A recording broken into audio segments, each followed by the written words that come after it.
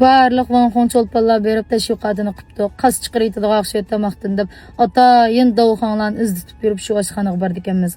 Shuning bilan u oshxonadan ya mulozimatidan masal chiqadi ekan, ya tomog'idan masal chiqadi ekan. Ya endi bizning oshxonaga çolpanlar Vanxonlar kelib təşviqat qilgan, shunlashqa bizning holimizda 40 atta tamay deb ashta hakavrlik qilamdi. Ya biz meynat yoki biraqana kiyim kiyib kirib qolamdik, shu oshxonaga qulunmay qoldi. Mush necha kundan ichidimi men uydagilar bilan bir necha oshxonaga kirgan tomoqning tuzi va shu o'tib ketibdi. Chiroyli dedim endi. Men tomoqning tuzi o'tib ketibdi. Endi cho'nglar bilan kirganki xijil oldimchu, men atayin taxi tordan izditib, opa oshxonaga berib kelaylikchu, hammadan maqtib o'tiribdi deb atayin berdim. Bak xijil bo'lib ketdim uydagilarning oldida. Yiliq tomoqni tashlab qo'yildi desak, isrofchilik. Shuni tomoqni daboq uyga yondirib kelib, uni shu suv quyib, aytsa, yana bir vaqt tomoqni yedik. Endi amal yo'q, tomoqni isrof qilsak bo'lmaydi. Endi may kuni men bir oshxonaga kirdim. Bu oshxonada odam yo'q ekan, kech vaqti. Lekin mush Urumchida xil odamlar bir tashviqotini qilgan bir oshxona. Endi men bu doktorlar oshxonaning tashviqotini xil qilib chiqqan to'qmish oshxonaga kirib boqaylik deb kiribdimiz. İçeri kirsak oshxona odam yo'q. Mulozimatchi jo'zning ustiga beshini qo'yib yetibdi ekan.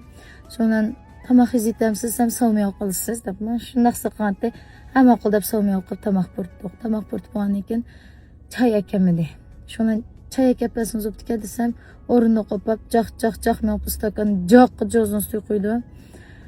Çırayım bekiştik olib ketdi, lekin yine o'zimni tutib oldim, bo'ldilar. Chunki bizning kaynimizdan yana 2-3 jo'z odam kirdi emasmi? Va sodisiga ta'sir etib qolmasa deb bir og'iz gapni o'ltadim. Tomoq chiqqanda tomoq ish qilib qanda tomoq dor darmak bilan lam o'xshabdi tomoqimda. O'xshabdi emas, o'xshamabdi. Lekin tuz tomoq bo'lganligi uchun men miyada tomoqni so'kdim kamida. Tishimizni tishlab turib tomoqni yedik. Endi amal yo'qda isrof bo'lib ketdi. Tishlab turib tomoqni yeb, binib mangdiq. Endi men nima dey, sizlar mashtami masalan bir oshxonada shunday maqtisi, atayim bir tomoq yeb boqamsizlar. Bu lo'balar bunda bir tashviqotini qilib, qas chiqarib aytgan-keyin tashviqotdan bunda bir mulozimatchilaringlar diqqat qilib qo'yinglar, bir oshpazlaringlar diqqat qilib qo'yinglar, izdab so'rab bordik-miz shu oshxonaga.